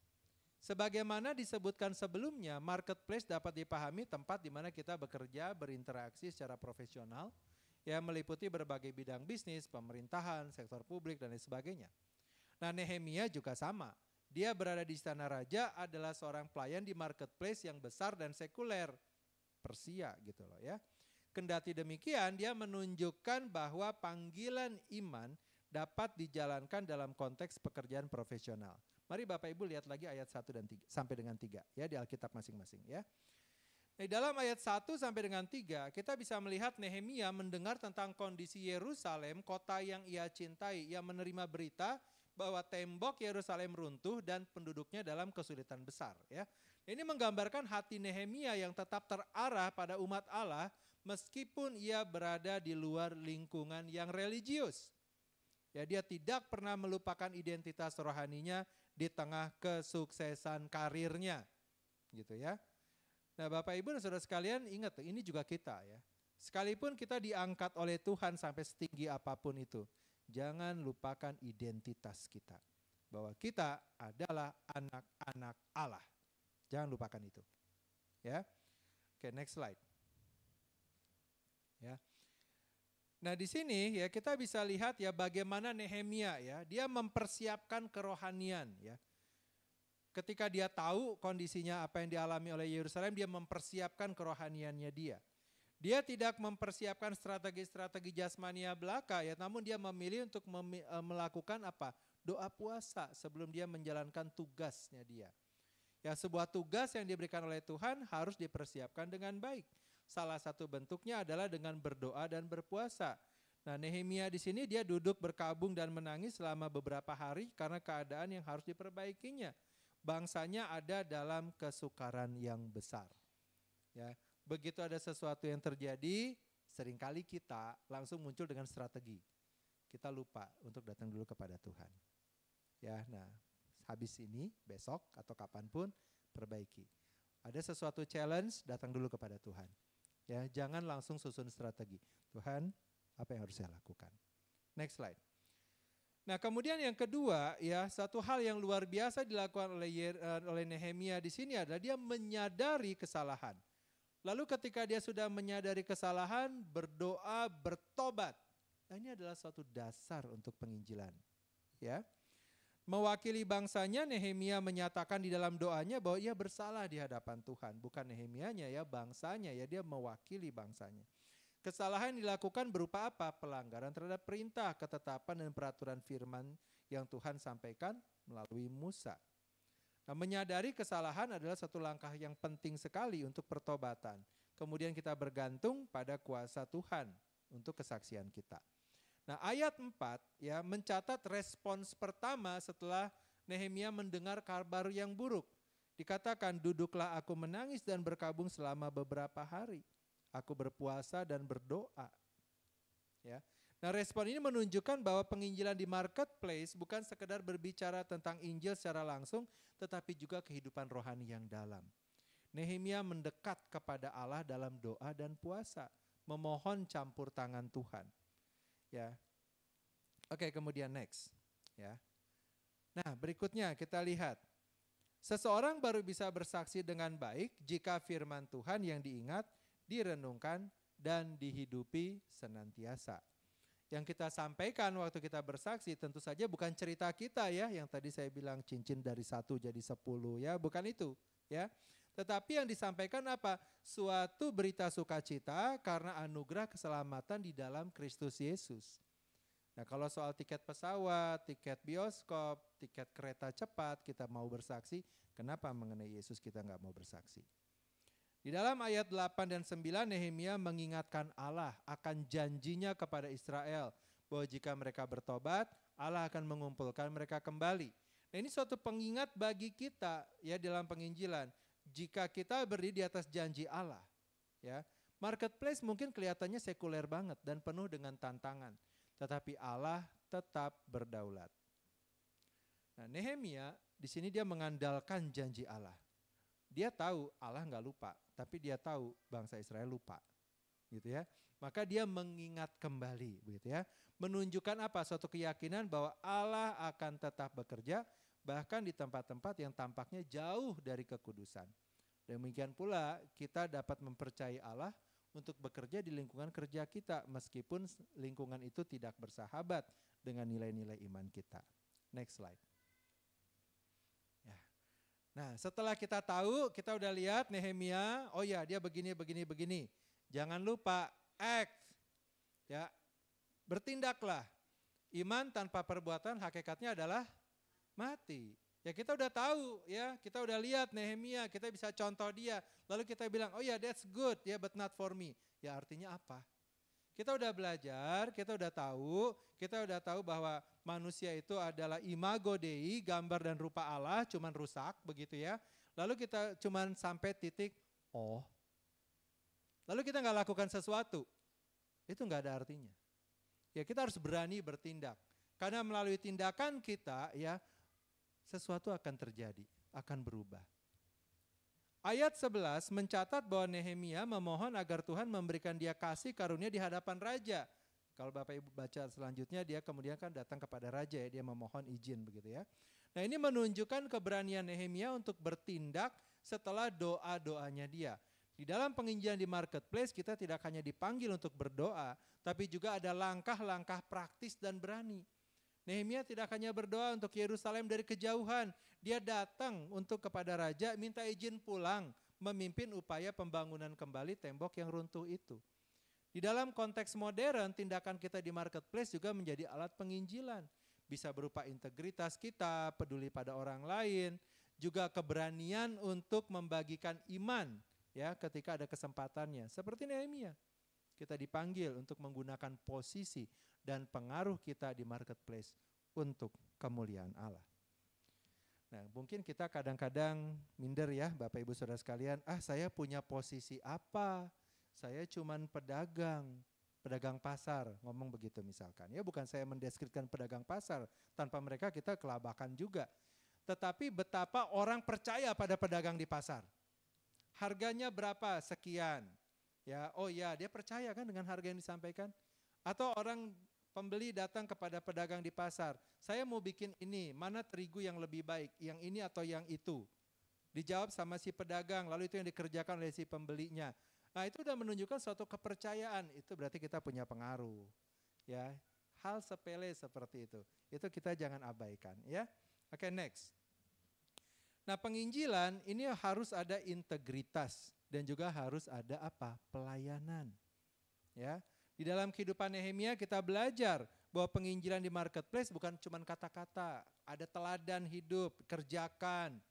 Nah Nehemia dipercaya oleh raja sebagai juru minuman, menunjukkannya apa? Dia punya karakter yang baik.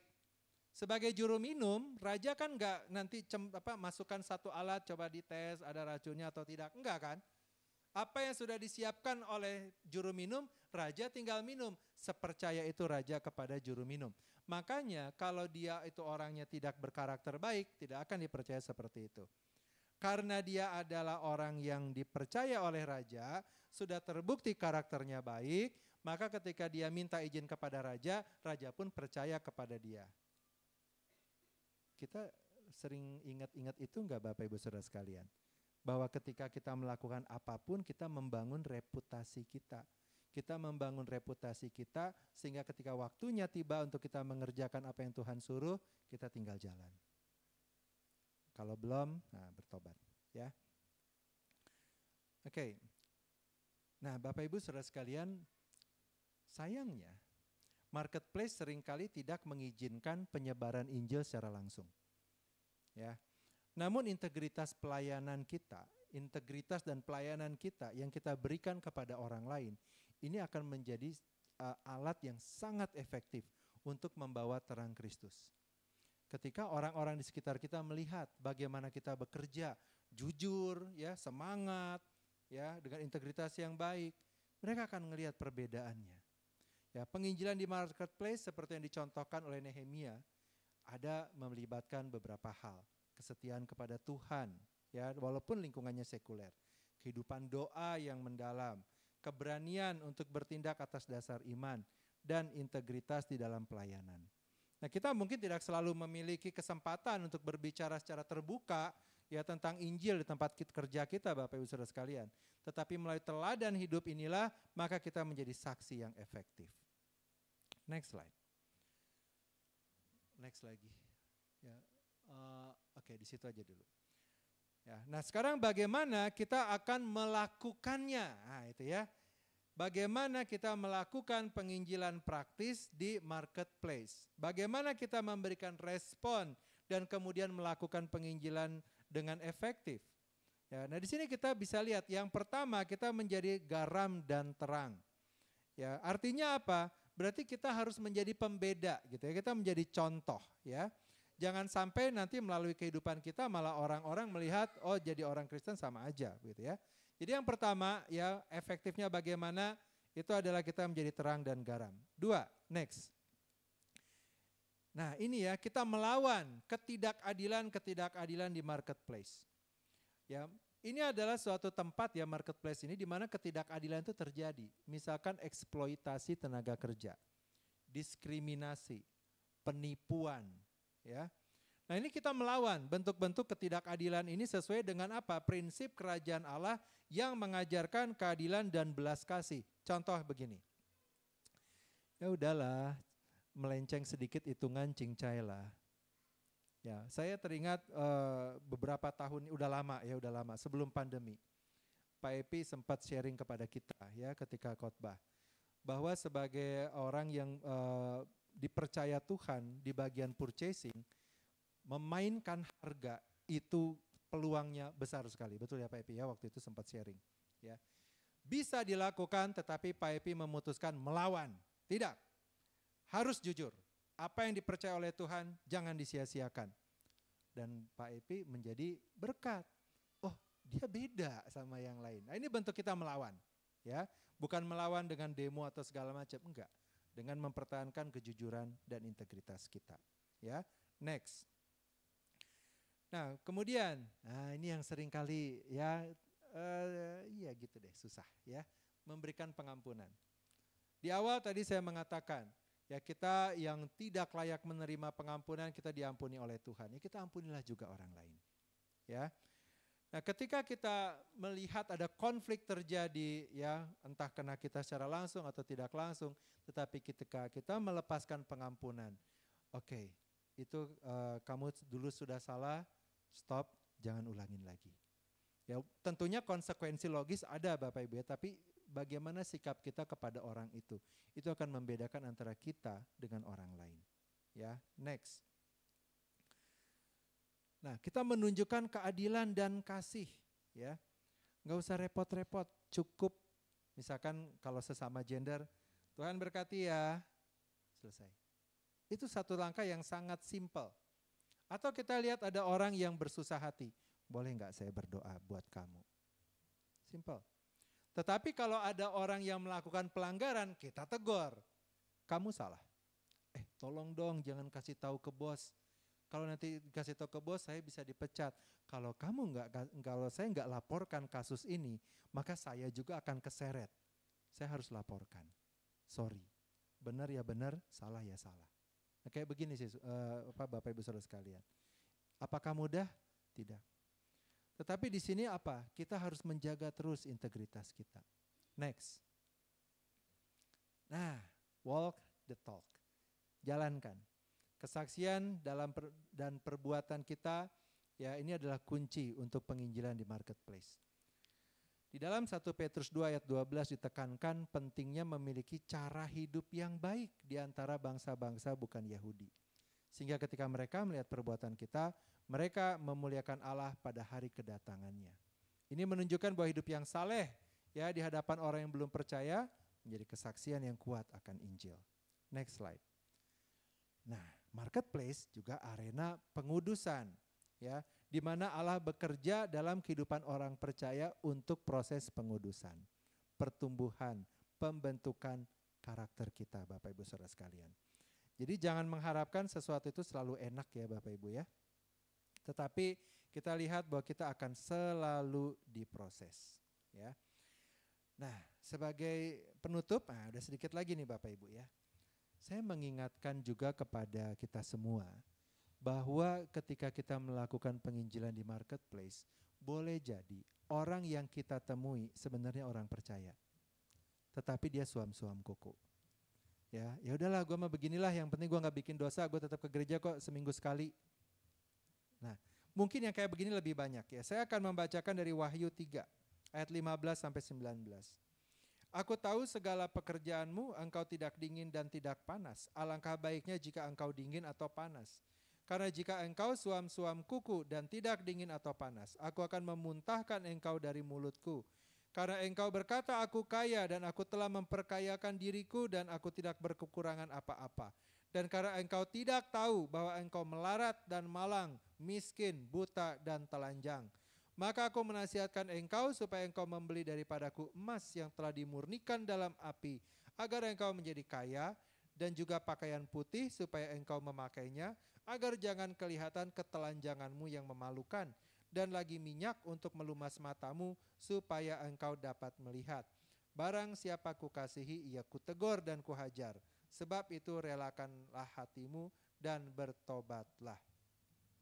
Nah Bapak Ibu dan Saudara sekalian, berapa banyak orang-orang yang hidup dengan suam-suam kuku. Mereka tidak menyadari. Nah penginjilan juga buat mereka. Ya. Next slide. Ya, penginjilan di marketplace bukan hanya berbicara ya sekali lagi mengenai Injil ya secara verbal, tetapi juga hidup yang mencerminkan kebenaran dan kasih Kristus. Ya, melalui penginjilan inilah orang-orang yang tadinya berada dalam total depravity, kerusakan yang total ya dalam seluruh aspek kehidupannya, kemudian diperbaharui menjadi orang yang merdeka di dalam Kristus. Bapak Ibu Saudara sekalian, di awal tadi saya sudah mengatakan ibadah ini bukanlah suatu hal yang rutin, melainkan suatu privilege. Demikian juga kehidupan kita ya di dalam Tuhan, bukan sesuatu yang kita taken for granted. Ini privilege. Tuhan pilih kita untuk kita menjadi berkat, untuk menjadi garam dan terang dimanapun kita berada. Kita menjadi pembeda buat orang-orang yang lain. Sebagai penutup, ya saya ingin kembali kita menyadari bersama. Gampang? Tidak. Sangat sulit. Lalu saya teringat suatu lagu, Bapak Ibu dan Saudara sekalian bisa menyanyikannya lebih bagus dari saya. Ya, jadi saya hanya akan membacakan liriknya. Peganglah tanganku Roh Kudus setiap hari. Ku tak dapat jalan sendiri tanpa rohmu. Biar ini menjadi suatu doa kita Bapak Ibu ya. Bawalah diriku kepada segala kebenaran, agar ku tidak tersesat mengikuti jalanmu. Peganglah tanganku Roh Kudus setiap hari, ku tak dapat jalan sendiri tanpa rohmu. Bawalah diriku kepada segala kebenaran, agar ku tidak tersesat mengikuti jalanmu. Agar ku tidak tersesat mengikuti jalanmu. Mari kita berdoa. Terima kasih Tuhan untuk kasih setiamu yang telah mempercayakan kami. Untuk kami menjadi berkat di marketplace. Untuk kami boleh dapat melakukan penginjilan di marketplace. Melalui firman Tuhan kami menyadari bahwa seringkali kami suam-suam kuku. Dan firman Tuhan menegur kami agar kami tidak suam-suam kuku lagi. Kami juga disadarkan oleh firman-Mu bahwa kami adalah terang dan garam dunia. Bahwa kami adalah untuk menyampaikan kebenaran Tuhan. Bahwa kami adalah untuk melakukan penginjilan, memulihkan kembali imago Dei yang telah terusak itu oleh karena dosa. Untuk kemudian kami semua boleh dapat kembali kepada Tuhan sebagai suatu ciptaan yang baru. Melalui hamba-Mu Nehemia juga kami belajar, walaupun berada di tempat yang jauh, berada di lingkungan yang jauh dari firman Tuhan, tetapi keberadaan setiap anak-anak Tuhan itu adalah bagaikan pelita di tengah kegelapan, memberikan terang bagi sekelilingnya. Biarlah Tuhan kami boleh dengan sejalan dengan apa yang Tuhan mau, dan melalui kehidupan kami nama Tuhan dipermuliakan. Biarlah firman yang sudah kami dengar boleh tetap tertanam dalam hidup kami, berakar, bertumbuh dan menghasilkan buah yang limpah pada waktunya. Biarlah nama Tuhan dipermuliakan melalui setiap apa yang kami lakukan. Terpujilah nama-Mu Bapa, besar setiamu bagi setiap kami, besar kemurahan-Mu bagi setiap kami. Di dalam nama Tuhan Yesus kami berdoa. Amin.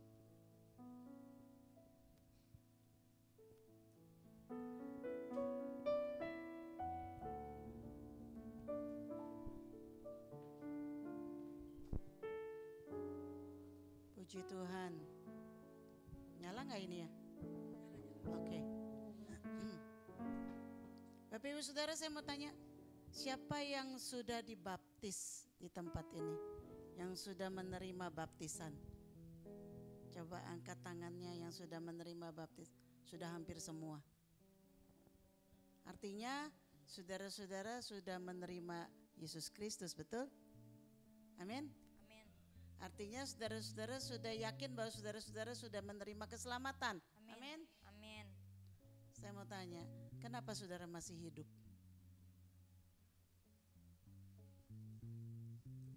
Siapa yang percaya bahwa kita hidup itu karena Tuhan yang kasih kita hidup? Bukan karena usaha kita. Siapa yang percaya? Lalu kenapa Tuhan masih kamu hidup? Lalu kenapa Tuhan masih kasih kita hidup? Sampai saat ini saudara, pernah gak saudara berpikir, kenapa ya saya udah kenal Tuhan. Tuhan Yesus bilang, barang siapa yang berseru kepadaku akan diselamatkan. Ya kita sudah selamat Tuhan, tapi kenapa kok aku masih hidup ya sampai dengan usia segini? Karena hidup kita adalah misi Kristus. Karena Tuhan punya misi bagi engkau, Rahel. Karena Tuhan punya misi untuk dilakukan oleh Damai. Karena Tuhan punya misi yang harus saya lakukan dalam hidup saya. Coba kita tunjuk kiri kanan, hidupmu adalah misi Kristus. Hidupmu adalah misi Kristus. Terlepas dari saudara menjalankan atau tidak. Nanti pengadilannya nanti. Ya. Tapi kalau kita hidup, kita menjalankan misi. Saudara, ada satu hal yang kita tidak bisa lakukan di sorga, hanya di bumi. Kalau kita menyanyi memuji Tuhan itu kita bisa lakukan di bumi, tetapi kita juga bisa lakukan di sorga, betul ya? Nanti kita di sorga kita menyanyi, menyembah Tuhan. Kalau kita bersekutu dengan Tuhan, kita bisa lakukan di bumi, kita bisa lakukan juga di sorga, bahkan lebih lagi nanti di surga. Tetapi ada satu hal yang tidak bisa kita lakukan di surga, hanya di bumi. Apa saudara? Bersaksi, yes. Karena di surga tidak ada lagi orang berdosa. Karena di surga sudah tidak dibutuhkan lagi kesaksianmu. Kesaksianmu itu dibutuhkan di sini selama kita di bumi. Nah, berapa yang kita sudah lakukan untuk ini? Saudara yang bisa menjawab di hadapan Tuhan. Tuhan bilang, pandanglah sekelilingmu. Ladang sudah menguning. Dikatakan apa? Sekeliling. Bukan yang jauh-jauh saudara. Gak usah kita berpikir, di Afrika tuh banyak yang belum. Sekeliling. Sekeliling kita, yaitu di mana kita kerja, di mana kita tinggal, di mana kita bermasyarakat, disitulah sekeliling kita. Pandang. ladang sudah menguning dan siap untuk dituai. Jangan sia-siakan kesempatan itu. Tapi kalau kita belajar dari Nehemia, ketika Nehemia melihat kenyataan yang begitu memprihatinkan, maka yang dilakukan oleh Nehemia adalah dia berdoa dan berpuasa. Saudara, langkah pertama adalah suka berdoa dan berpuasa. Sebab itu saya mengundang saudara-saudara jemaat GBI Gading Serpong untuk ikut doa. Kita ada doa di hari Selasa. Untuk ikut doa. Doa hari Selasa bukan hanya untuk para pelayan, tapi untuk seluruh jemaat. Saudara, Yesus mengatakan apa? Rumahku adalah rumahku adalah rumah. Aduh, saudara baca lagi di Alkitab. Rumahku adalah rumah doa. Saudara pernah mikir, saya mikir, kok kenapa disebut rumah doa ya? Kok enggak disebut rumah pengajaran? Kok enggak disebut rumah pujian? Kok enggak disebut rumah apalah? Tapi disebut rumah doa. Berarti kita datang ke hadirat Tuhan untuk berdoa itu jauh lebih penting. Karena kita sedang datang ke dalam rumah Tuhan yang adalah rumah doa. Jauh lebih penting bahkan daripada ibadah, ya. Ibadah doa, karena dia bilang rumahku adalah rumah doa. Itu Yesus sendiri yang mengatakan, ya. Jadi mari kalau saudara datang juga untuk berdoa, berdoalah. Jangan diam.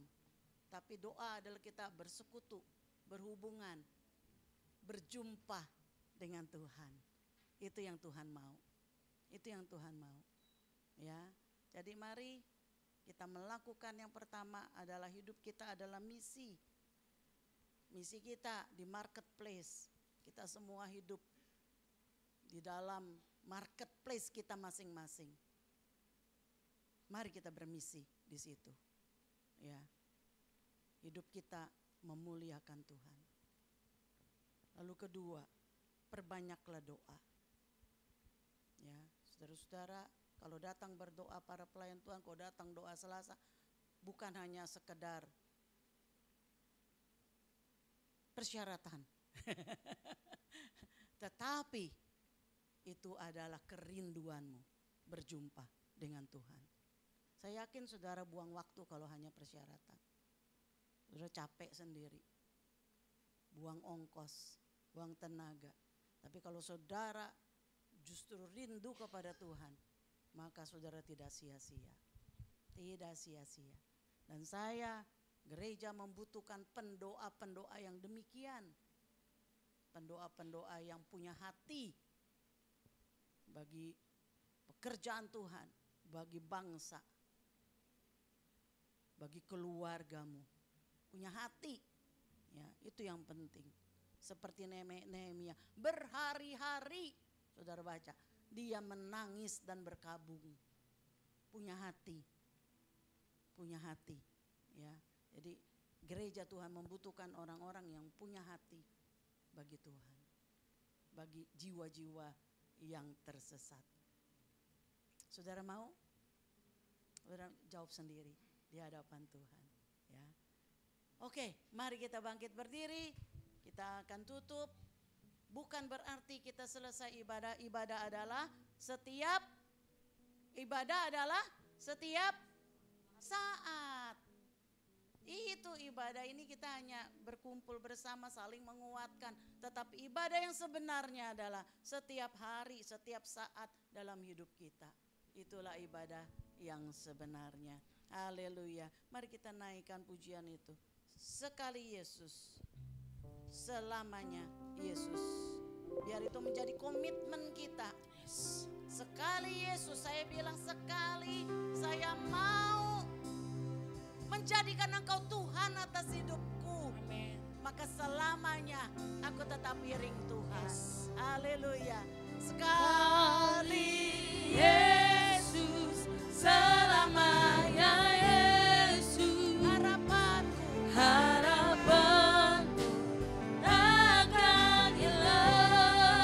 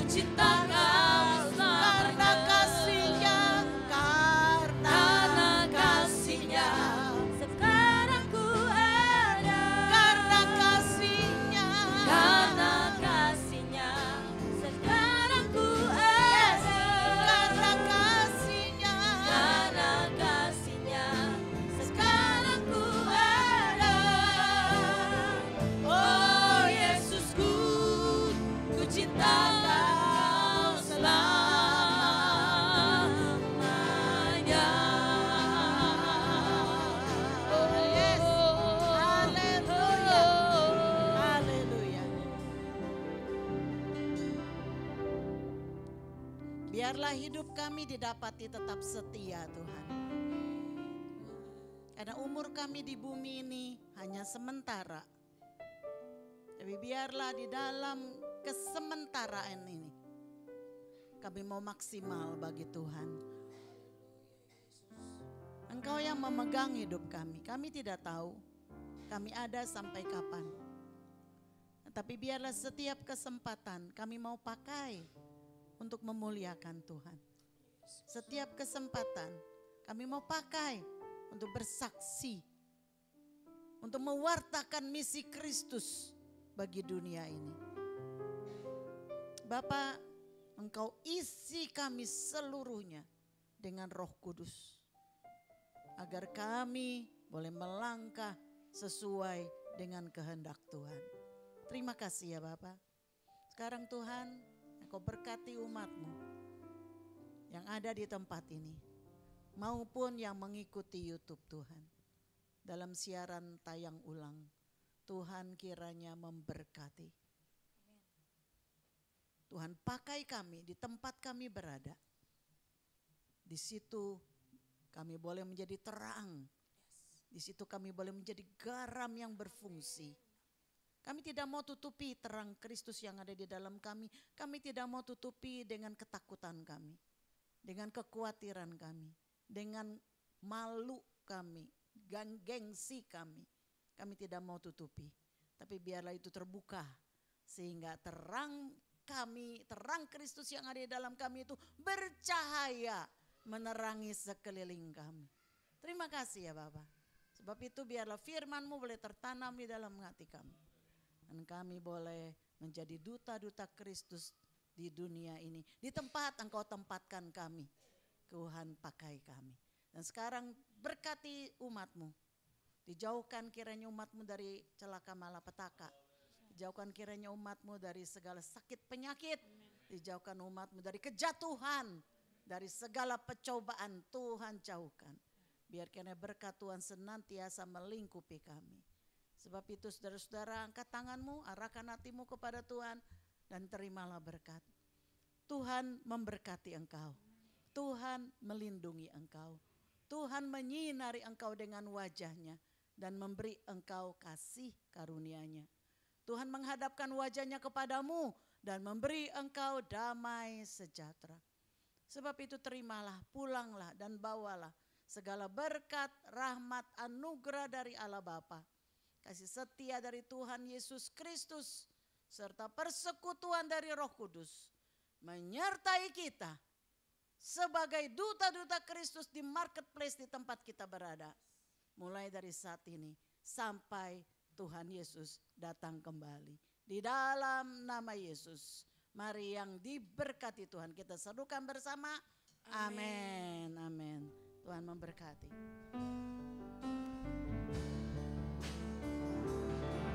Urapilah kami Tuhan, menjalankan visi dan misi-Mu, menjadi gereja yang sehat, kuat dan bertumbuh.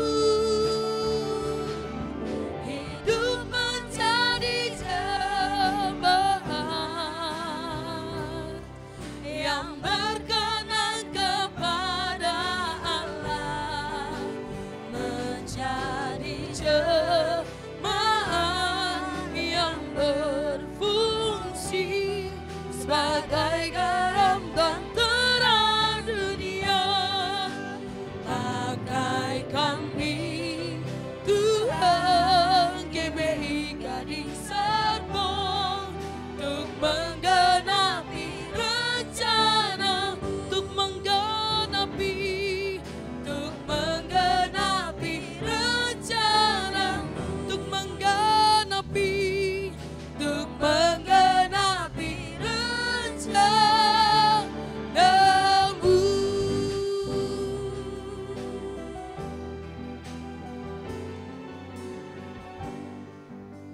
Silakan bersatu dan sejenak. Amin. Selamat hari Minggu. Bagi Bapak Ibu, saudara dari panitia Natal, boleh